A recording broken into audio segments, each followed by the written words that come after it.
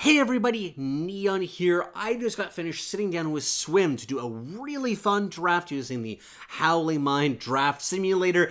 He taught me a lot about the format. He's, of course, somebody who's been really successful in the beta playing draft, which is why he's casting the tournament that's happening this weekend, November 10th and 11th. I'm sure you guys all know about this, but be sure to catch that if you have a chance. He gave me a lot of insight, though, of what you need to do to be successful in the format. But before we head into that, I want to tell you a little bit about Ink Gaming. This is, of course, one of the sponsors of A-Space Games. I really appreciate if you check them out, and also be sure to use the code ASpace12 to get 12% off all the gamer gear and all the custom accessories that you want from it. And there's also a number of A-Space specific merchandise that just came out very recently that you should check out as well if you're a fan of the content. You can even get one of these designs for free. You have a chance to win one with a giveaway that we're doing right now with Ink Gaming, that they're giving us one to give away to you guys. But with that out of the way, let's jump right into things and talk about some draft. Okay, so we're going to get started here. Swim, you're joining us. You've done a good deal of drafting, though, right? Like, you are very enthusiastic about the format, as I understand it. Oh, I'm on the edge of my seat right now, Neon. Yeah, no, draft is, honestly, it's just like one of the most fun ways you can play Artifact right now. I think draft as a format in card games is really about kind of letting the fundamentals of those games shine, and Artifact has ridiculously interesting fundamentals. So draft is something that a ton of people are excited about. Now, I just want to get like a few ideas from you kind of like before we start of what your general preferences are. Do you have a hierarchy of colors or color pairings that you particularly like right now? I would say they're all about even, roughly. And I think that's kind of important to note because of how draft works kind of asynchronously. It does kind of tend to gravitate to them a little bit more towards like equal playability, right? Because the cards you see are the cards that other people passed up. So if people decide blue is the weakest color, it's also the one with kind of the, lowest demand. So it kind of rises in potential value individually there.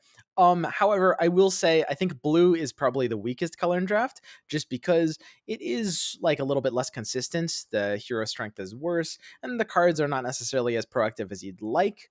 That isn't to say that you shouldn't pick blue. If you've got a good thing going, feel free to dive right in, but just a little bit weaker than the others. And I think red is a very, very powerful, just kind of like, you can just reliably splash that. Whereas black and green are stuff that you will very often find yourself running like two ofs in those categories. Yeah, the green, there just seems to be such a solid base of so much good stuff. And then with black, the 4-drop removal spells and 3-drop removal spells are so good that you kind of, can run as many of those as you want. So it's a really good basis for starting off a deck as if that's what you need as a floor. So let's start off then by talking about this pack. One thing that jumps out to me that's kind of curious is there's no black in the pack at all. So that's not where we're going to begin with, at the very least. So kind of how we're going to do this is a little bit is almost like you're coaching me for people who are watching at home. I'll kind of give my opinions, and you'll tell me how wrong I am. How does that sound? Sure. Yeah. So some of the things that I'm thinking about, Lycan seems pretty good to me as a draft hero. He is a 4/10, of course, as is the tradition for all green heroes. Yeah, I've noticed that. And I also understand that Thunderhide Thunderhide Pack is a very good card to have at least one of in basically every green deck. So I'm tempted to go with these two personally. Those are the ones that stick out to me as the most interesting. Do you tend to like to go for one color or spread out a little bit in your first pick, like assuming that there's like similar power levels? So I think the rule of thumb is for the first pack or pack and a half, I would focus on power level as opposed to like the idea of trying to lock yourself into colors. You shouldn't really be thinking about colors in general. I also think that in general, it is often a mistake to pick a hero as the like first pick. Oh, okay. Excuse me, as the first pick of a pack, because you're kind of locking yourself out of heroes kind of for the rest of the pack. So those are kind of two rules of thumb. However, in this situation, I would actually do the same thing. Lycan's good enough? Okay, let's go with that. Yep. Yeah, if you've got a good enough hero, you can first pick it just easily. Lycan's very good in draft. Savage Wolf is kind of hard to answer. And Thunderhide Pack is something that you will always want in a deck. So at this point, we're pretty locked into green. And it's extremely rare this early into a draft that you can actually confidently feel locked into any color at all. So at what point would you say that you are usually locked into one color? Like at the end of the first pack, you say like, okay, I'm pretty sure I'm playing one, or you more or less know what you're going to be doing. Like, what would you say is normal for you? I would say usually by about 3/4 of the way through the first pack, you know, like one of the colors that you're going to run at least one hero of in that color. Like at this point, it's still technically possible green could be like a single hero Sure. splash. Yeah. Unlikely, very unlikely, especially given green. But you know, it's possible. But it's usually at the end of pack one, you have like maybe one color that you're actually like feeling like you're locked into, and we already have that after pick one. Yeah. And one that sticks out to me here is Defend the Weak in the second pack, because we were talking about this just earlier, that you said this is a card that you really like. It really adds a lot of defense, and it's an early play and kind of combines well with Lycan and Savage Wolf too. Oh, it's great with Lycan. Yeah. So this is one that I think is a pretty easy pickup. But beyond that, I really don't know. I mean, this Buying Time is out. Arcane Censor is out. Natasha's Guard is very powerful, but very expensive. Furline Mantle is not exciting at all. So things that are kind of left over. Payday, Curse Satyr, and Ventriloquy, I guess. Like, Rend Armor is also garbage. Yep.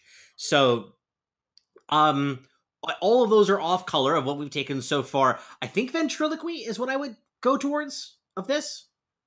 Yeah. So the color doesn't really matter. You've identified correctly the three cards that are even kind of considerable here, which are Ventriloquy, Payday, and kind of maybe Curse Satyr. Yeah.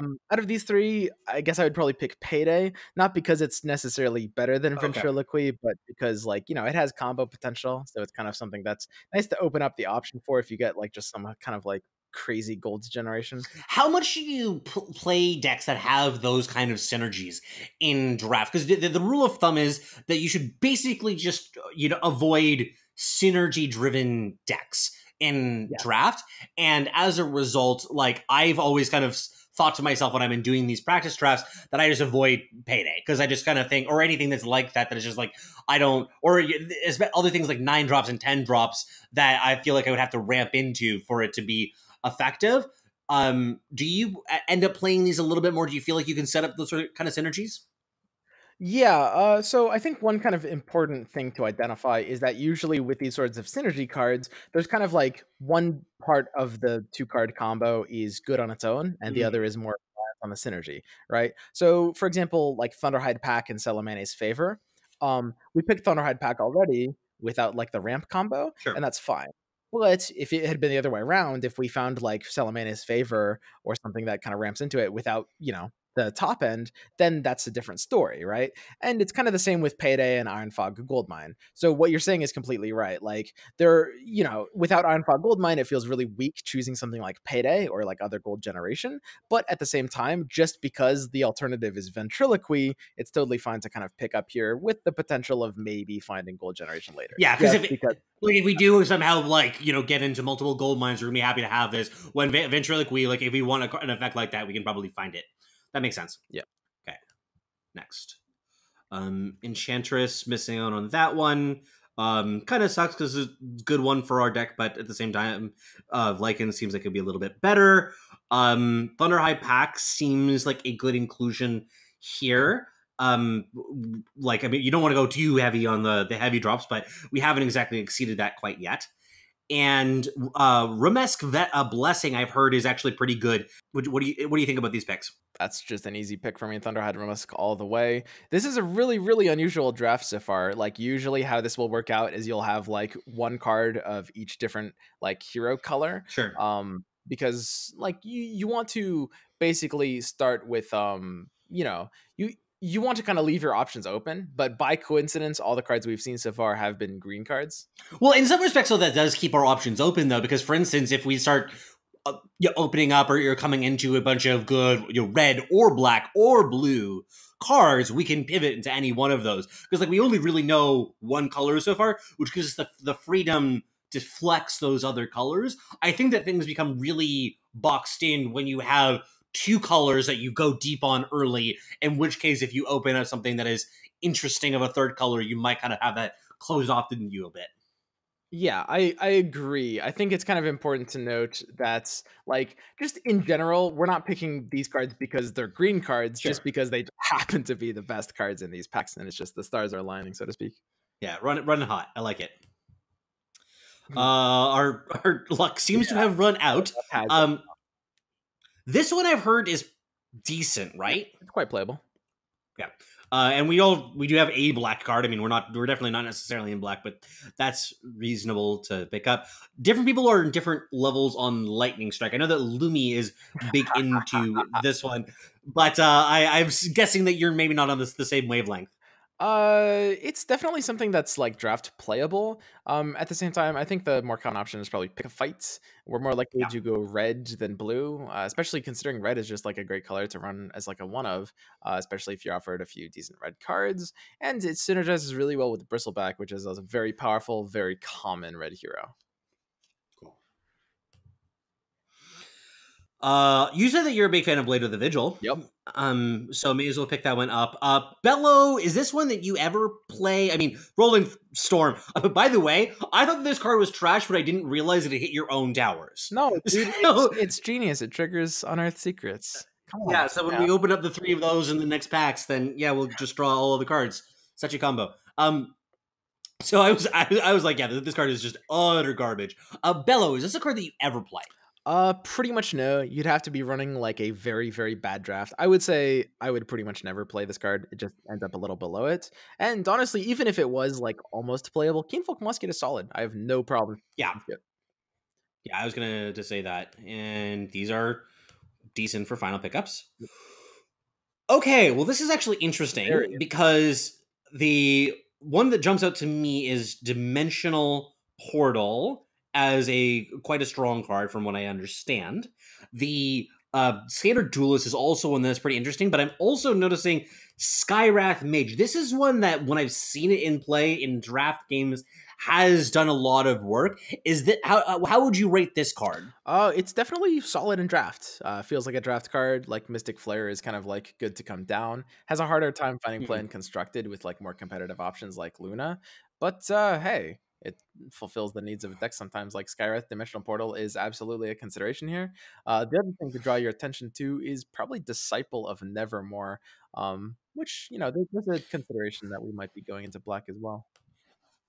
Yeah, so this is one that when we were talking earlier on your stream, you seem to think very highly of. I was always kind of turned off by this initially because it seems like it has such a powerful downside. But is it just because of the like ability to just kind of like go all in on the lane and maybe push an ancient or something, or why do you like this card? Yeah, it's not like the best card ever, but it's very solid. Basically, like attack is kind of always worth more than armor. Like the only times where the -2 armor kind of matters in a way that the +2 attack doesn't cancel out is if the opponent uses like conflagration or something. In which case, your Sure. lane is dying in 1 turn instead of 2 turns. It's kind of not the difference, right? Yeah. In reality, like with creep combat, the +2 attack is going to be worth the same amount of 2 armor because creeps will just one-shot each other. And if you're hitting tower, you're just getting free value. Like it's just kind of almost impossible for the -2 armor to ever matter as much as the +2 attack matters, if you think about it like that. Sure. Okay. So let's go with this, kind of hedging on our other Um, cards. Satyr Duelist is a card that seems like it's kind of replacement level, so not a big I think one that we're I getting. think with this one in particular, I was mostly just kind of like pointing out the Disciple. This is actually like a really difficult decision between these four. Oh. Specifically, it kind of depends on like where we want to curve things. There's definitely a consideration to go into blue here. Right now, the only thing we're kind of locked into is green, and I definitely do kind of agree with you that we don't really need to duelist. It's a great card, but it competes with like Lycan slots, and we want to leave our options open. So the question is, do we want to lock ourselves into blue this early, right? Because it is kind of a Yeah. commitment. Um, if anything, I could actually see picking up the Satyr Duelist as well as the Dimensional Portal here. This is kind of like the low commitment choice. D Portal is a higher tier of card than Disciple of Nevermore. It's very, very powerful. I mean, D Portal is just a ridiculous card. You can think of Yeah. it like a 6/12 for 4 mana. If Seems anything, okay. if anything, it's kind of better than that because like going wide is kind of better than going tall, which is just nuts. And Skywrath is a solid hero, but picking it this early is a little committal as well. Yeah, it feels like hedging on heroes is a little bit more like restrictive. Like for instance, if it was a card that was of a similar quality to Skywrath Mage, that was another blue card, I would think I'd be more interested in that. But because by like selecting him, if we get a bounty hunter in the next pack, if we get an enchantress in the next pack, which are totally possible, like that's not crazy. Then we're really kind of like giving up on something in that respect. Yeah. So I like this because it keeps us like maximum flexibility. Yeah, and on top of that, there's also the fear of kind of getting no good blue cards for the rest, right? Like D Portal just kind of non-committally gives us that option. Yeah. So some of the ones that jump out to me is Hipfire, Untested Grunt, a Gloaty Vandal, and I mean, I guess Stonehall Plate, but that's definitely number 4 by a long shot. We haven't committed yet into black yet, but these are reasonable pickups, correct? Yeah, these cards are all reasonable. And as you mentioned, Stonehall Plate is kind of very reasonable as well. Here, I would say it should be either Hipfire, a Gloaty Vandal, or perhaps Hipfire, Stonehall Plate. I could even see an argument for, just depending on kind of how likely it is that we even go into black. Like, the thing is, Stonehall Plate will probably find a place in this deck, whereas you're kind of weighing the options of like how likely you are to even go into black. I do think at this time, it's early enough that you kind of don't want to curve into items, right? Like, draft kind of has several phases throughout the 5 packs. Early on, you want to choose high value main deck cards. Maybe more so in the middle, you're kind of starting to skew for like heroes, and then maybe like middle late, you're more looking for items. As a that's all kind of broad rule of thumb. Of course, there's so many exceptions, but I do think we don't need the Stonehall Plate this early. I'd like to go for a Hipfire, Gloaty Vandal here. I think keep our options open. Sure. Yeah. And which would you? So you're saying that you generally prefer the Gloaty Vandals to the Untested Grunts? How good is Untested Grunt? Because I mean, it's like obviously it's a strictly worse Bronze Legionnaire, which is kind of a interesting claim to fame for the card, but it still seems fine to me. Oh yeah, right? yeah, it's fine. It's very playable. I would say like the one thing is right now we're not sure if we're not sure how many black heroes we're gonna have. The thing about Untested Grunt is like if you're not flopping a black hero, you lose the ability to play it turn 1. It's kind of like a more aggressive card. Well, don't get me wrong, a Gloaty Vandal is perfectly aggressive as well, but the fact that it can trade into a creep and still live makes it kind of more flexible. Yeah. Okay. I'm fine with this. How many 7 and 8 drops do you feel comfortable running in a deck without ramp? Because we don't have any ramp yet, which is concerning for me. But Roseleaf Rejuvenator is a really good card. We have 2 Thunderhide packs. Actually, let's start here. What do you think about Roseleaf Rejuvenator versus Thunderhide pack? I think Thunderhide pack is a better card. Roseleaf Rejuvenator is a much better card than it might look at first. Tower Health is a great resource in Artifact, unlike some other card games, because a lot of games come down to like a base racy sort of nature. Rejuvenator is pretty solid. I'm a fan. Definitely something to pick up here. We're not too heavy on the top end yet. No need to worry about that. Okay. What are you thinking for this other pick though? That's the hard part.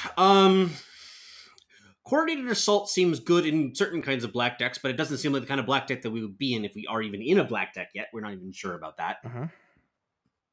Collateral Damage is clearly poop for us. Yeah.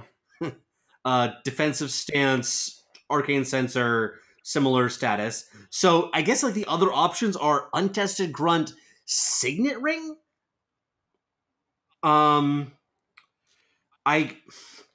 I don't really know here. I feel like Signet Ring probably is going to see play in the deck one way or another. And I'm not feeling like we're going to struggle with playables. So I kind of want that. Maybe is that too conservative, though, and I should just go for the Grunt? I do think it's a little too conservative, but what I would go for here is the Coordinated Assault instead.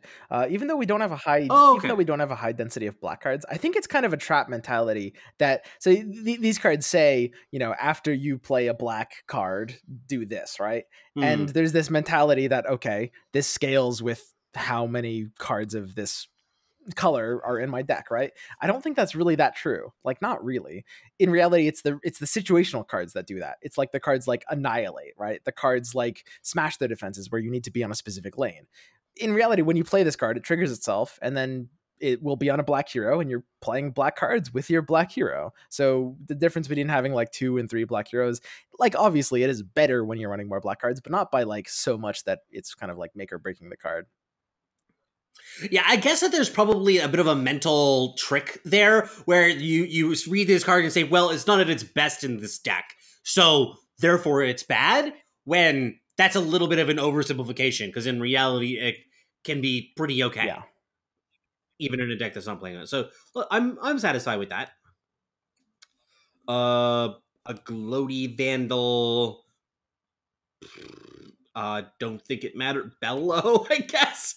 I don't know. Are any of these two just aren't even playable, right? Like, you just play basic items over these. Pretty much. Ring of Tarask can kind of make place sometimes. You definitely clear the deck might have a little more precedence over Bellow in terms of something that there's at least, you know, a chance we'll use. Because right now we're definitely not outside of the possibility of like 1 red, 2 green, 2 black, or something like that.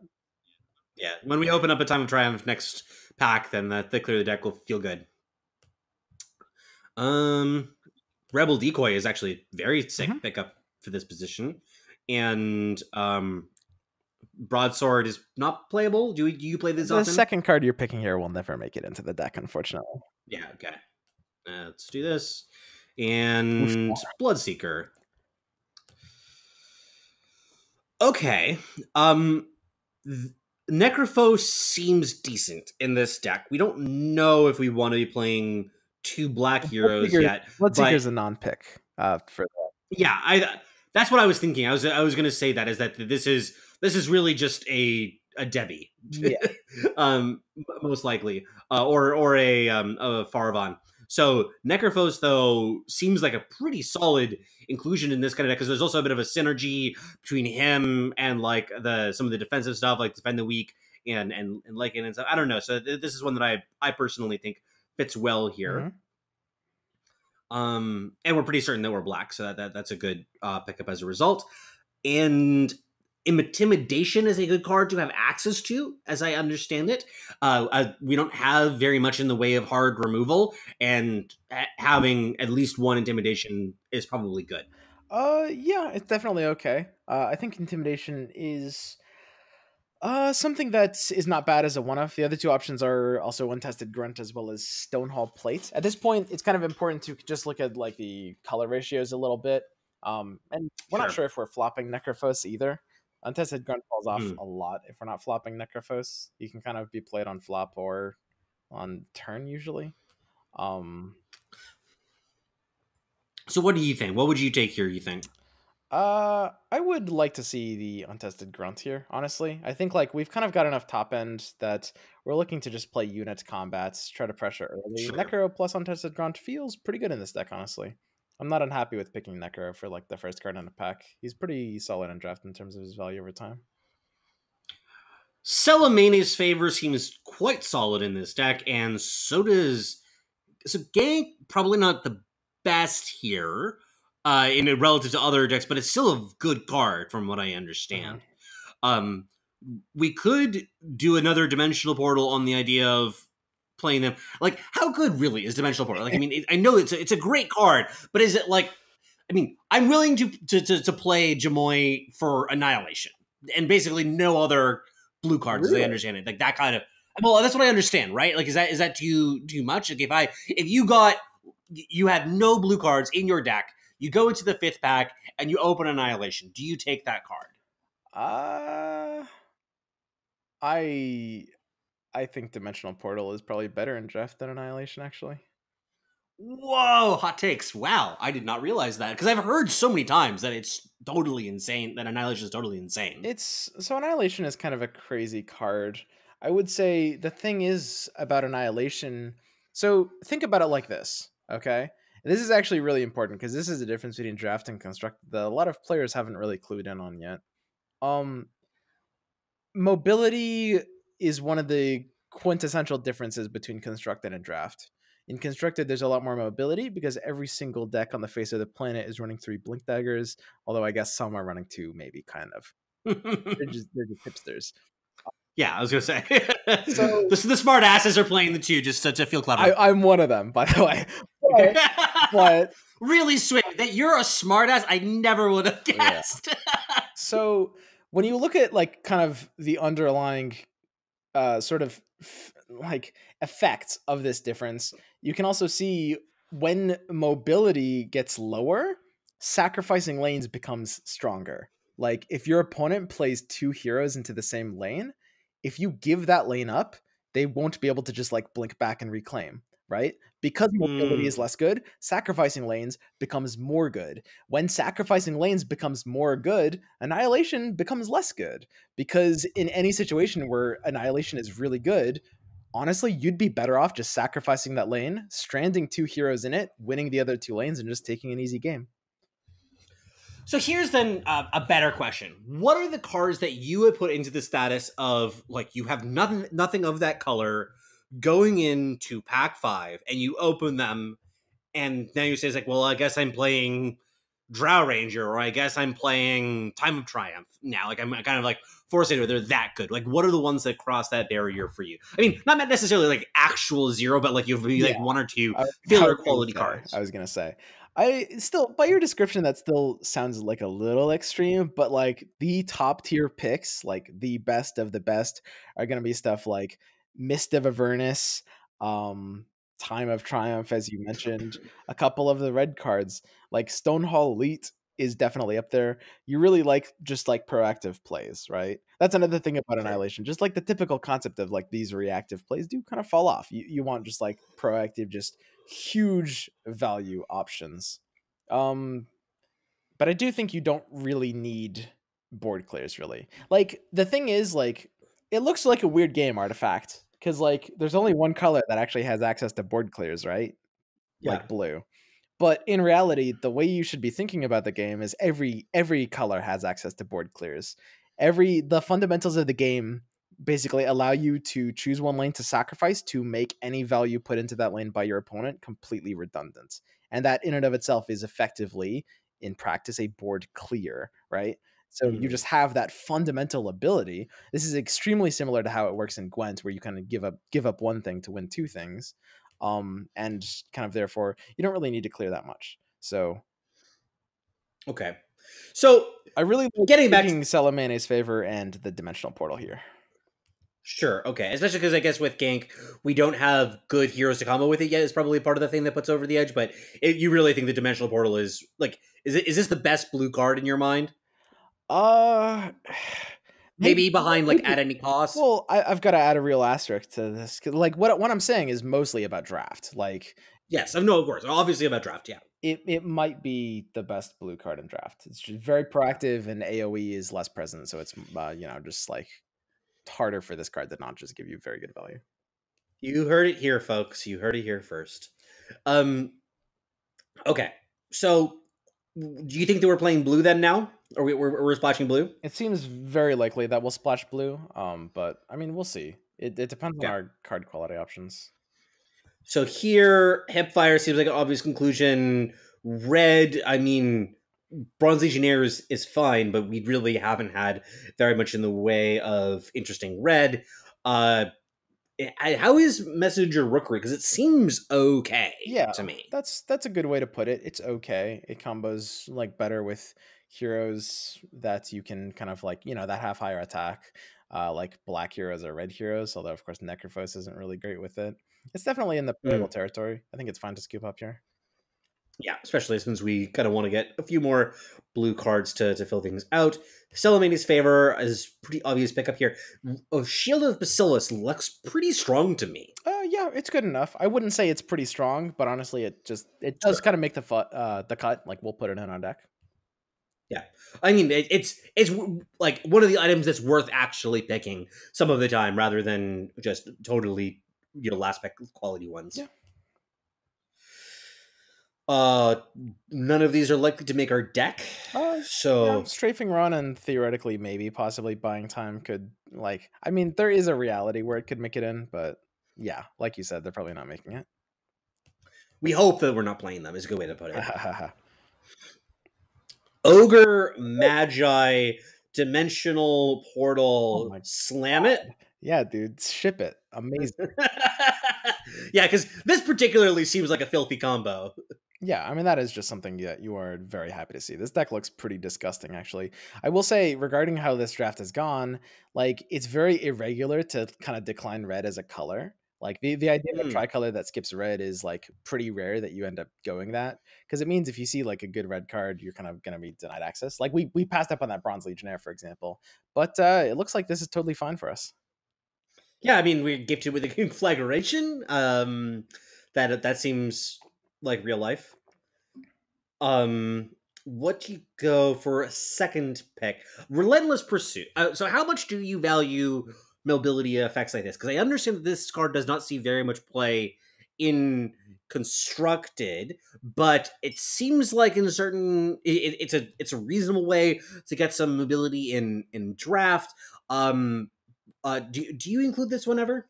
Mobility is definitely at kind of a premium in draft. It kind of depends, how many black heroes you have. The fact that it's like only mobility for black heroes does feel like Yeah, it makes this a little bit weaker. Um, sure. it's definitely mobility is something that you want more on like aggressive decks, and it looks like we're still strong enough to not really need it. Okay, so I'm inclined to go for Conflagration Slay.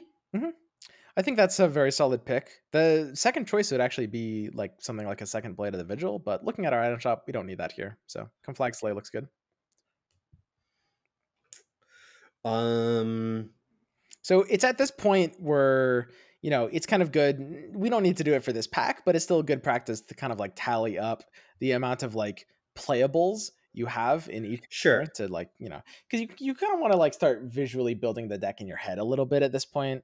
What I would really like to do is I personally like tally up the playable cards in each color, like 1 point for a card that will make it into the deck, half a point for a card that might make it into the deck. And like I just kind of like look at those new numbers. Because right now it says like 16 black, 13 green, and 11 blue. But of course, you have to subtract like the unplayables and the maybe playables. Yeah, so actually, let's just do that to them for those of you exercise. So, of the blue cards, the only ones that I'm saying I really don't want to play is Strafing Run and Buying Dime. Messenger Rookery and Ventriloquy are like I can include them or not, and then these guys are definitely included. Yeah, basically. So that seems like about the level of blue that we want. Like it's roughly at the correct level like that. Yeah, and For that sounds about right for like a 1 hero splash. Yeah. So then for green, 1, 2, 3, not that one, 4, 5, 6, 7, 8, 9, 10, 11, 12. So we probably are going to be running 2 green heroes with this, because especially given like these are all really solid cards from my understanding of it. So this we probably need a few more of it, but definitely the green is pretty high quality, and we're going to be running 2 of that. Yo, And then for real quick though, Arm the Rebellion is good. That card, Arm the Rebellion is good. yeah, that card is great. I mean, Really? it's not like okay, it's not like great, but it's solid. So the thing Okay. is, like mathematically on this card, all you're looking for is to hit 2 creeps for it to be pretty solid, right? Sure. The thing is, like draft is so much built around creep combat that like if you have 2 creeps going into their 2 creeps, you play on the Rebellion, that's just ridiculous value, right? Because like you're just gonna be winning those fights every time. Like you can make a creep win a fight with another creep. You're basically just getting free value in Oh, a way that you wouldn't get otherwise. I guess this is particularly dumb in this deck with the Dimensional Portal deck as well. Well, Um, yes, not very, very much so. But even outside of that, like Arm the Rebellion yeah, is kind of sure. never bad. So like, look at it like this. So even if you've got one melee creep, let's say you've got one melee creep spawning into their creep, and they're both at like 2/4. If you arm the Rebellion, what you're accomplishing is you're effectively kind of playing a 4-1-3 unit to the board, right? Like because Sure. will survive and theirs will die, so you will be left with a 4-1-3. And that's obviously bad for 4 mana, but that's like the worst case scenario. If you use that on like 2 creeps, well then you're getting double that. Sure. Okay. So that definitely better than I thought it was. Then for black, I'm still not certain if we're going to be playing 2 black. I actually guess that we're still live that we can be playing 2 blue, depending on how things go. Because I mean, there's some good like Gloaty Vandal is decent. If Fire is good, Heartstopper Aura is probably going to be seen play. So 1, 2, 3, 4, 5, 6, 7, 8, 9. Payday is maybe Grunt. We don't need to play Supervised Artillery. This is probably still worth playing, right? But like I don't think that if we end up playing 1 black hero, that'll be fine. Yeah. I think that at this point it is probably more likely we're like going to black, but we can't like you mentioned, it's actually possible we go 2 green, 2 blue, 1 black. Although this pack kind of makes that not so much the case. Yeah. So, what would you think about unsupervised artillery versus a second Assassin's Apprentice? That's an easy double apprentice for me. Sure. Okay. Cunning Plan and Murder Plot seem the obvious ones here. Yep. Pretty straightforward. Rule Murder and Hero's Cloak. Why not? Yep. Yeah, the 2 and Pike for free. Very nice. Oh, that's kind of a rough one to miss out on because she seems quite strong. Yeah. But we're definitely not playing red at this point. Yeah, we're not going to go full slacks. We're not going to play Rainbow. Yeah. So the rest of the cards, okay, so Slay's pretty solid. Which do you prefer of these 2? Satyr Duelist for sure. Green has so many tools at keeping their stuff alive already. You know, you've got Defend the Weak, you've got Remote Blessing, stuff like that. That you'd rather have like the more aggressive unit. I guess that this also particularly is great with something like Lycan too, because he can actually buff it up to the point where he can attack through a melee creep. So this seems fine to me. No, we're probably not going down a Payday route, so that's probably not going to be making our deck. Yep, at this point, that seems like the way to go. Sorla with with a couple of copies of the Dimensional Portal seems like a combo, and then that Emissary of the Quorum to top things up. I feel like we're doing okay. This seems. Am I doing it right, Swim?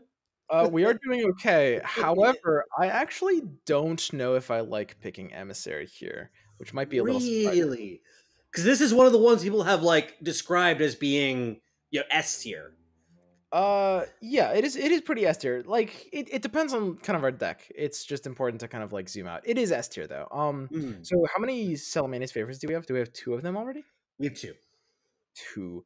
It could be Emissary then. If we didn't have the Salamania's favors, so like the thing is at this point we do have the top end with like Thunderhide pack. Disciple of Nevermore is very good. But with 2 Salamania's favor, Emissary definitely is the better option here. Yeah. But I mean the Disciple, like with the Dimensional Portals, is also quite sick. But yeah, I personally think that this makes a lot of sense. One kind of important thing to keep in mind with Emissary is the situations where it gets the most value are the situations where you need the least value, which is basically a way of describing like the concept of win more. Sure. Yeah. I'm not obviously like it's still an S tier card, but like the times where it's like actually insane is just like you don't really need that usually.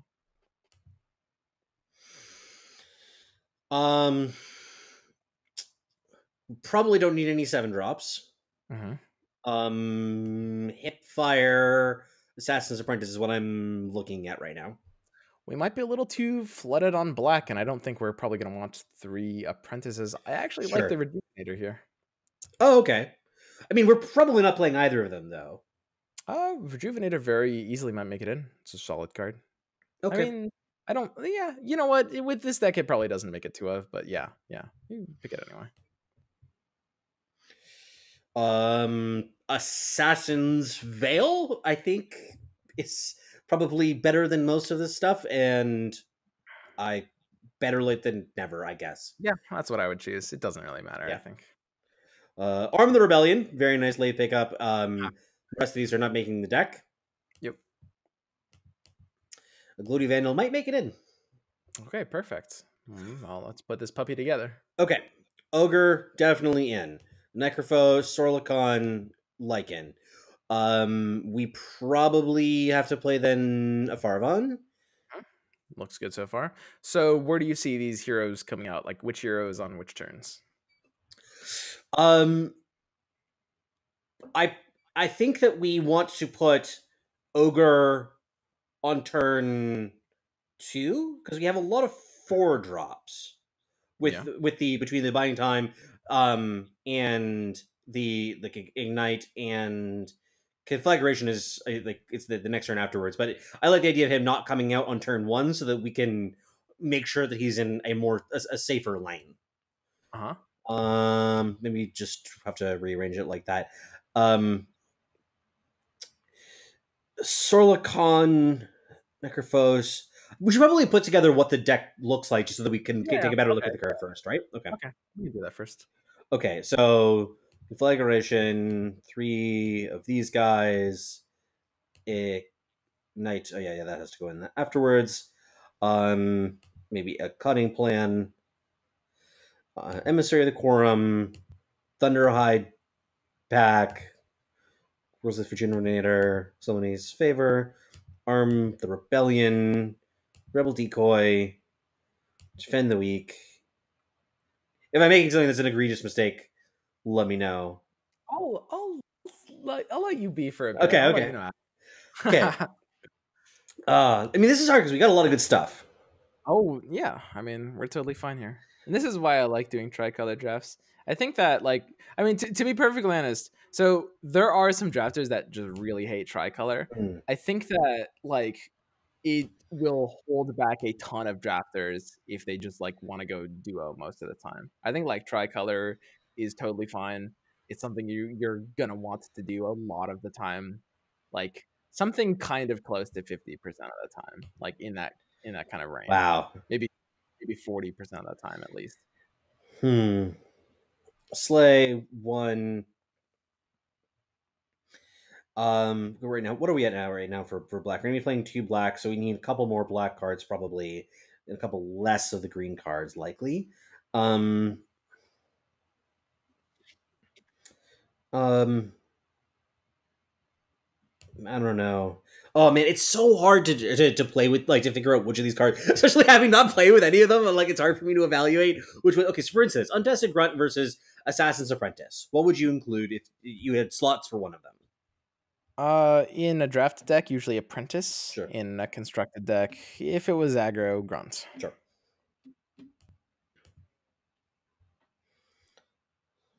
Oh, that's exactly 40 cards. Actually, we have to cut 3 because we're going to be putting in the Ogre Magi, of course. So have to probably cut a little bit of green.